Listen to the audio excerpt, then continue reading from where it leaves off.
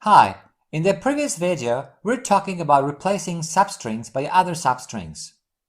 In this video, we'll be talking about string mapping. We can map some characters in the string to other characters. We make use of two methods which usually work together: maketrans and translate. The former takes two arguments, intab and outtab, which are both strings of the same length, and returns a translation table, which is then used by the translate method. But let's take it easy. The translation table maps each character in the intab string to the character in the outtab string, which is at the same index. For example, we can have the following translation table. Here we have intab, A, E, I, O, U, and outtab, YMX period $. The translation table tells the translate method that it should map each occurrence of the character A to Y, E to M, I to X, etc. And here's how the two methods work together. Let's define our intab string and our outtab string. Fine. And let's define a string on which we want to work. Text. So after all the changes are applied, you won't recognize this text. And now let's create the translation table. To create the translation table, we use the method maketrans, and we pass the two strings intab and outtab as arguments to it. Fine. And now we can print the result of applying the translate method to our translation tab. And what we get is this. Here in this string, each occurrence of A is replaced by Y.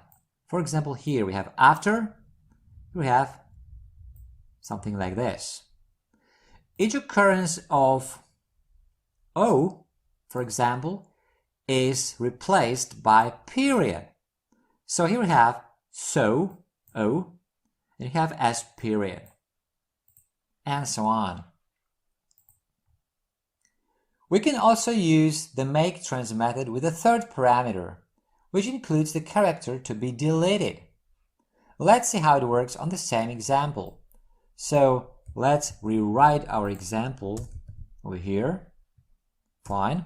Now we'll still be using these two intab and outtab strings, but now before the translate method translates the characters, we want to delete all A's and L's from the string. So let's define another string, deltab, with the characters we want to delete, A and L, all A's and all L's. And now let's define our translation tab using the maketrans method, this time with three arguments, intab, outtab, and deltab. So these are the characters to delete. And now let's print the result of applying the translate method to our translation table.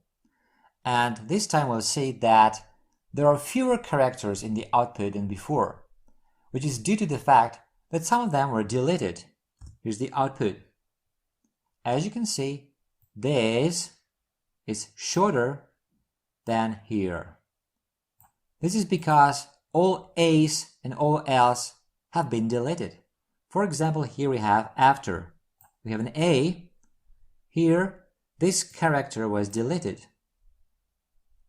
We have all, which consists of A and L only, which means all these characters have been deleted.